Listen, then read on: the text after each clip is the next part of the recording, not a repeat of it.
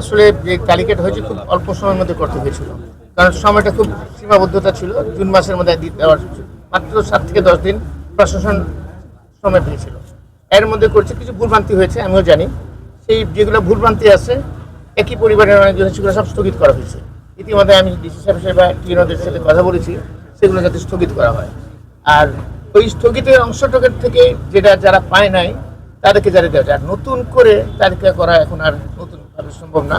আর ক্ষতিগ্রস্ত মোটামুটি সবাই পাচ্ছে, মোটামুটি কিছু হয়তো ভুল ত্রুটি হতেই পারে, সেটাকে আমাদেরকে অ্যাকসেপ্ট করতে হবে। এই অল্প সময়ের মধ্যে মাত্র 10-15 দিনের মধ্যে এই তালিকা করা।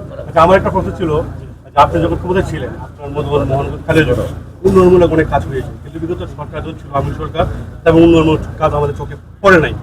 আপনি ক্ষমতা পাওয়ার পর আবার নতুন করে কি উন্নয়নমূলক কাজগুলো আপনি এলাকায় করতে চান? অতীতের কথা বলতে চাই না, দ্যাটস নট আওয়ার কনসার্ন।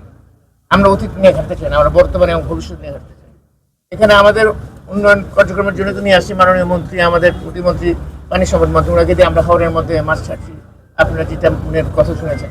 আমাদের যোগাযোগ এবং রেলওয়ে প্রতিমন্ত্রী মহাদেব হাবিবুর রশিদ, ওনারও বাড়ি কিন্তু মোহনগঞ্জে, আর ওনার বাড়ি কিন্তু টাঙ্গাইলে।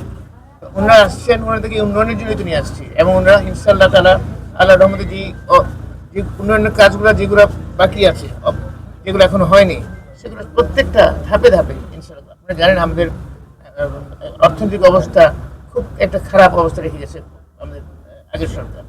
সেই অবস্থা থেকে ধাপে ধাপে ধাপে ধাপে এখানে আমরা দেখো ইকোনমিক ভাইবিলিটি। আপনি উড়ার সেতুর কথা বলেছেন, মানে যোগাযোগ মন্ত্রী করেছেন।